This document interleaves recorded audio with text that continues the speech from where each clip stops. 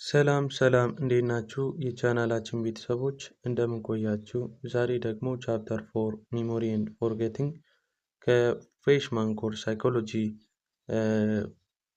ሞጁል ጋር የምንገናኝ ይሆናል ማለት ነው።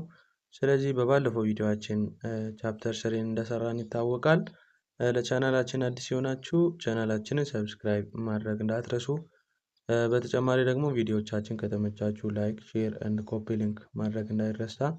እንዲሁም በየጊዜው የሚሰሩ የተለያዩ ፓወርፖይንቶችንም ሆነ ሌሎች ተጨማሪ የፍሬሽማን ኮርስ ማቴሪያሎችን ማግኘት ከፈለጋችሁ በዩቲዩብ ቻናላችን ዲስክሪፕሽን ቦክስ ላይ የተቀመጠላችሁ የቴሌግራም ቻናል ሊንክ ጆይን በማድረግ የአገልግሎቱ ተጠቃሚ መሆን ትችላላችሁ ማለት ነው። አሁን በቀጥታ ወደ ቪዲዮአችን እንሄዳለን። ቻፕተር 4 which deals about memory and forgetting ሚሞሪ እና ፎርጌቲንግ ማለት ምን ማለት እንደሆነ በሰፊው የምናይ ይሆናል ማለት ነው። ኦኬ ኢንፎርሜሽን ፕሮሰሲንግ ሞዴሎች እዚህ ጋር በሪቻርድ አትኪንሰን እና ሪቻርድ ጄፍሪን በተባሉ በሁለት ሰዎች በ1968 የተመሰረተ ኢንፎርሜሽን ፕሮሰሲንግ ሞዴል አለ። this model suggests that in order for information to become permanent in memory it must pass through three stages of mental process። ይሄ ፕሮሰስ ኦፍ ሞዴል ምን ይላል?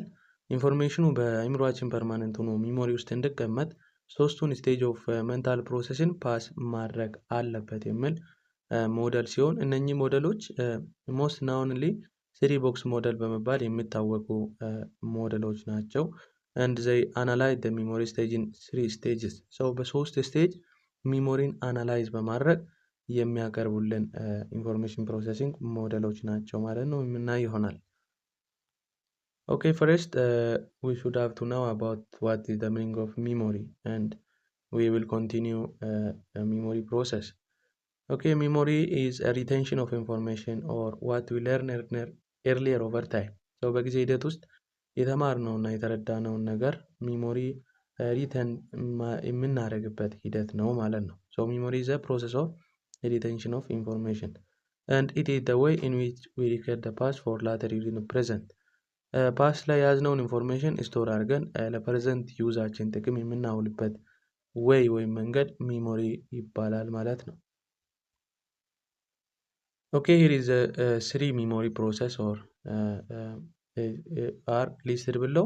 We will see memory process are the mental activity we perform to put information in memory and to keep it there and to make use of it later. This involves three basic steps ይላል። memory process is a mental activity and which performs what to put information into memory and to keep it there and to make use it later. information ወደ ሚሞሪ ማስቀመጥ ኢንኮዲንግ ነው። አሁን ከስር የተዘረዘረው አንደኛው ፕሮሰስ ማለት ነው። to keep it there ማለት ስቶሬጅ ነው and to make use it later ደግሞ ሪትሪቫል ይባላል ማለት ነው። እያንዳንዱን አንድ በአንድ የምናይ ይሆናል። let us proceed to three process of or three memory process. The first one is encoding. Encoding conveys sensory input into a form that can be processed and deposited in the memory. ኢንኮዲንግ ማለት ሴንሰሪ ኢንፑቶችን ምን ያደርጋል? ኮንቬይ በማድረግ ወይም ኮንቨርት በማድረግ ኢንፎርሜሽኖችን ወደ ሴንሰሪ ኢንፑት ኮንቨርት በማድረግ ወደ ሚሞሪያችን የሚልክልን እና ዲፖዚት የሚያደርግልን ፕሮሰስ ኢዝ ኮልድ ኢንኮዲንግ ይባላል ማለት ነው። Number 2, it is storage and it deals about the location in memory system in which material is saved.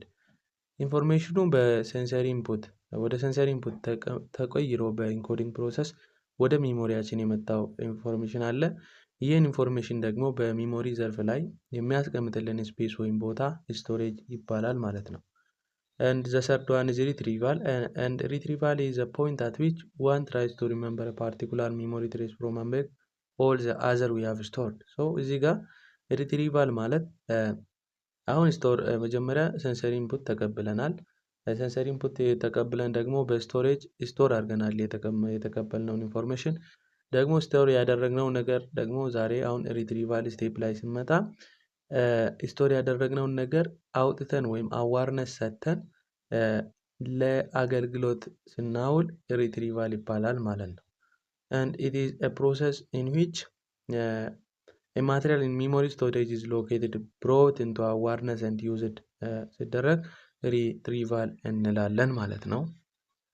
Here is the stage or structures of memory, which is divided into 3 stages. The first one is sensory register. Sensory register is an initial or entry of storage. So information መጀመሪያ ወደ storage የሚገባበት initial way sensory register ይባላል. And information is lost without attention within second. If we have no attention, we lost the information within a second ውስጥ ኢንፎርሜሽኑን ልናጣ እንችላለን ማለት ነው። So sensory register is one of an initial entry of storage. Okay, number 2, short-term memory. Short-term memory has a limited capacity to store information and information is lost without rehearsal. Short-term memory ማለት ኢንፎርሜሽን ስቶሪ ማድረግ አቅሙ ሊሚትድ የሆነ እና ፎር ላይፍ ሎንግ ፒሪድ ስቶር ማድረግ የማይችል ታይፕ ኦፍ ሚሞሪ ሾርት ተርም ሚሞሪ ይባላል። እና ኢንፎርሜሽን በሪኸርሳል ከሌለ ሎስት ልናደርገው እንችላለን። ሪኸርሳል ማለት እንደገና ማስታወስ በድግግሞሽም ሆነ እንደገና አክቲቬት በማድረግም ሆነ ያለውን ሪኒው በማድረግም ይሁን ሪፍሬሽ በማድረግ ኢንፎርሜሽኑ በአእምሮአችን ውስጥ እንዲቀመጥ የምናደርግበት ፕሮሰስ ሪኸርሳል ይባላል ማለት ነው። ሶ ሪኸርሳል ከሌለ ሾርት ተርም ሚሞሪ ላይ ስቶርድ የተደረጉ ነገሮች ሎስት ልናደርግ እንችላለን። and rehearsal have two types and we will see the two types of rehearsal. የመጀመሪያው maintenance rehearsal ነው። this is a kind of rehearsals which involves the repetition of material in order to maintain it. የያዝነው ኢንፎርሜሽን በአእምሮአችን ላይ ተቀምጦ እንዲቆይልን ያን ነገር ሪፒትድሊ እያወራንም ሆነ እየደጋገምን በአእምሮአችን ውስጥ ሜንቴን የምናደርግበት ታይፕ ኦፍ ሪኸርሳል is called maintenance rehearsal. And the second one will be elaborative rehearsal, and which is a type of rehearsals which involves making association or connection between the new information we want to remember with familiar already existing information in memory. And it also known as working memory, immediate memory, active memory and primary memory በመባል ይታወቃል። ኢላቦሬቲቭ ሪኸርሳል ማለት ደግሞ ከሜንቴናንስ ሪኸርሳል የሚለየው የያዝነውን ኢንፎርሜሽን ከእሱ ጋር ተያያዥ ከሆኑ ኢንቫይሮንመንት ካሉ ከተለያዩ ነገሮች ጋር አሶሺየት በማድረግ ያንን ነገር በአእምሯችን ውስጥ መያዝ እና ያ ኢንቫይሮንመንት ውስጥ አሶሺየት ያደረግነውን ነገር ባየን ልክ ስቶር ያደረግነውን ኢንፎርሜሽን እያስታወስን ሚሞሪያችን ላይ ኢንፎርሜሽን ሜንቴን ማድረግ ወይም ማቆየት ስንችል ኢላቦሬቲቭ ሪኸርሳል ይባላል ማለት ነው። Okay, number 3 is a long-term memory, and long-term memory has unlimited capacity to store information.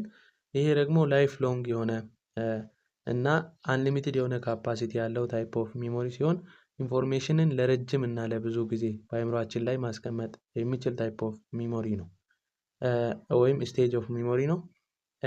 it store information permanently for indefinite time, and information can also be lost due to interference. ኢንፎርሜሽኑን ሎስት ወይም ልናረግ የምንችለው ከኢንተርፌረንሱ የተነሳ ነው ማለት ነው። ኢንተርፌረንስ ማለት ምንድን ነው? Interference is a process through which either the storage or retrieval of information is impaired by the presence of other information. ኢንተርፌረንስ ማለት ቀድሞ ስቶር የተደረገ ኢንፎርሜሽን አለ፣ ዛሬ ላይ ደግሞ ለመያዝ የምንሞክረው ኢንፎርሜሽን አለ።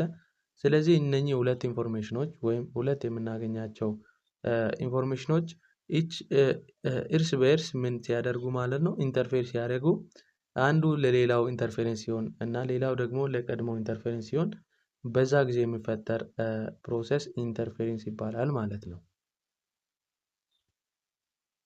ኦኬ ዘ ታይፕስ ኦፍ ኢንተርፌረንስ ታይፕስ ኦፍ ኢንተርፌረንስን ከማየታችን በፊት ለቻናላችን አዲስ የሆናችሁ ቻናላችንን ሰብስክራይብ፣ ላይክ፣ ሼር እና ኮፒ ሊንክ ማድረግ እንዳይረሳ።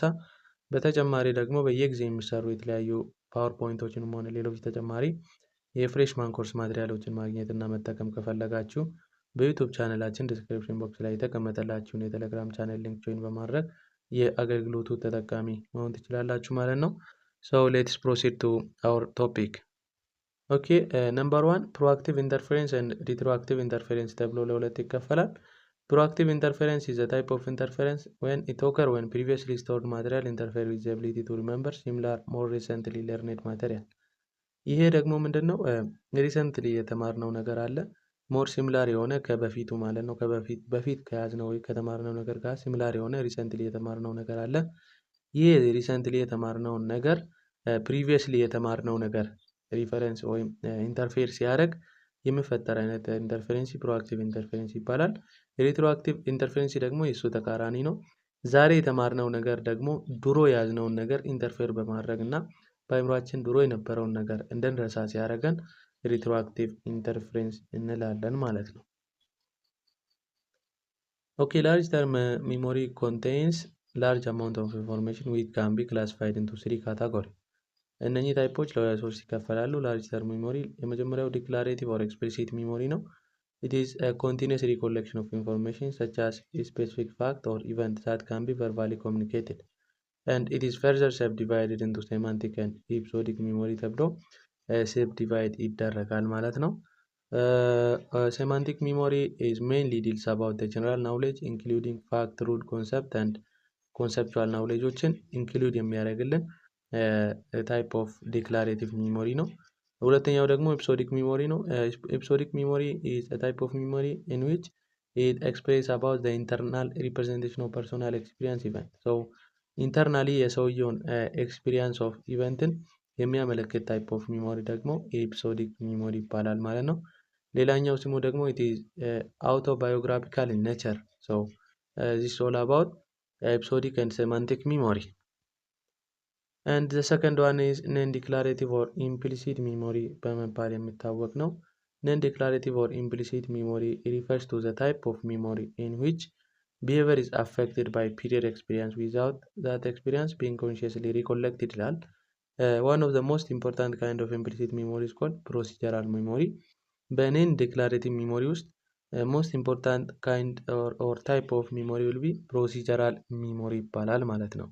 ሶ ፕሮሲጀራል ሚሞሪ ለአንድ ነገር አንድን ነገር ናውንግ ሃው የሚለውን ነገር ማወቅ ፕሮሲጀራል ሚሞሪ ውስጥ የሚመደብ ሲሆን and also it is about the performance of activity. So procedural memory is a type of memory which is about performance of activity ይሆናል። አንድን አክቲቪቲ ፐርፎርም የማድረግን ፕሮሰስ የምናውቅበት ሂደት ፕሮሲጀራል ሚሞሪ ይባላል ማለት ነው። Okay, here is a serial position effect. Serial position effect is a third theory. A theory የሚያመለክት ነው። It is a theory that explains an individual's remembering information differently depending on order of information is presented ይላል። serial position effect ማለት ቲዮሪ ነው። አንድን ኢንፎርሜሽን የማስታወስ አቅማችን የሚወሰነው ኢንፎርሜሽኑን በያዝንበት ኦርደር ላይ ዲፔንድ ሆነን ነው ይላል። መጀመሪያ የያዝነው አለ በመሃል የያዝነው አለ መጨረሻ ላይ የያዝነው ነገር አለ። ለምሳሌ በአንድ ፍሬሽማን ኮርስ ላይ ሳይኮሎጂ ቻፕተር ታጠናላችሁ እንበልና ቻፕተር 1ን ታጠናላችሁ፣ ቻፕተር 2፣ ቻፕተር 3 በአንድ ታጠኑና ቻፕተር 1ን መጀመሪያ ታጠናላችሁ፣ ሁለተኛው መሃል ላይ እና 3ን መጨረሻ ላይ ብታጠኑ የማስታወስ አቅማችሁ ዲፔንድ የሚሆነው በዚህ ኦርደር ላይ ዲፔንድ በመሆን ነው ይላል። እንደዛ ሆኖ ምን ይላል? ፕራይመሪሊ መጀመሪያ ላይ ያጠናችሁትን በደንብ የማስታወስ አቅማችሁ ከፍ ሲል መሃል ላይ ያለው ደግሞ በጣም ዝቅተኛውን የማስታወስ አቅም የሚይዝ እና መጨረሻ ላይ ያለው ደግሞ ከመጀመሪያው ጋር በሚመጣጠን ልክ ማስታወስ እንደምትችሉ የሚያሳይ አይነት ቲዮሪ serial position effect ቲዮሪ ይባላል ማለት ነው። Okay, factor affecting memory. What are the factors which affect memory? The first one is age of person. ሁለተኛው good health condition.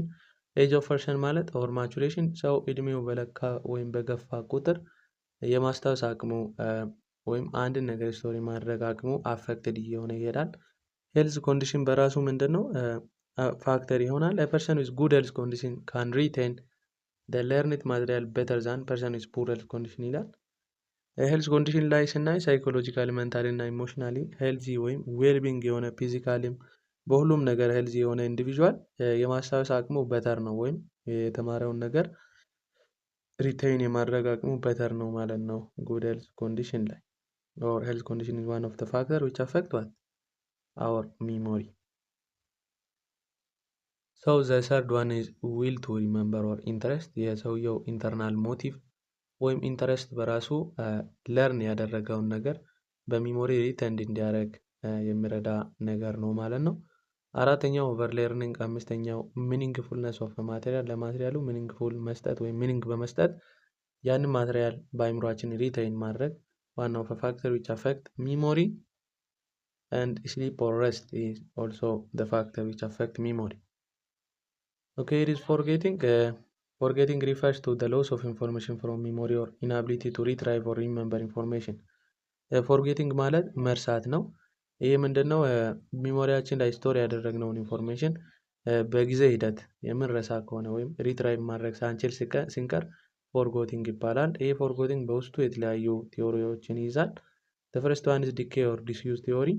Decay or disuse theory which deals about information which is not used gradually disintegrate with passage of time ይላል።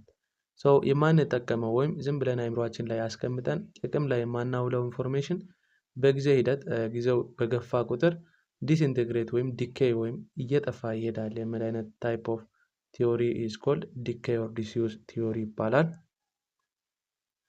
ነምበር 2 ኦልሶ ኢንተርፌረንስ ቲዮሪ። ኢንተርፌረንስ ቲዮሪ ደግሞ ሁለቱ ኢንፎርሜሽኖች ቀድሞ የነበረው እና ዛሬ ላይ የምንማረው ተቀራራቢ የሆነ ኢንፎርሜሽን እርስ በርስ ኢንተርፌር ሲያደርግ በዛ ጊዜ ሎስት እናደርጋለን ከሚሞሪያችን የሚል ሀሳብን የሚያስቀምጥልን ኢንተርፌረንስ ቲዮሪ ይባላል ማለት ነው። ነምበር 3 ኦልሶ ዲልስ አባውት ዲስፕሌስመንት ዊች ኢዝ ኒው ፎር ኦል ቲዮሪ የሚል ነው። ይሄ ደግሞ ምንድነው? ኒው ኢንፎርሜሽን ኢንተሪንግ ሜሞሪ ካን ዊፕ አውት ኦልድ ኢንፎርሜሽን። ቀድሞ የነበረ ኦልድ ኢንፎርሜሽን አለ፣ እሱ ላይ ደግሞ አዲስ ኢንፎርሜሽን ስንጨምር ስቶሬጁ ወይም ስፔሱ በኦልዱ ፉል ስለሆነ አዲስ የምንጨምረው ነገር ለማስገባት የግድ ኦልድ የሆነ ኢንፎርሜሽን ዲስፕሌስ ወይም ዲሌት ማድረግ አለብን የሚል አይነት ቲዮሪ ዲስፕሌስመንት ኦር ኒው ፎር ኦልድ ቲዮሪ ይባላል ማለት ነው።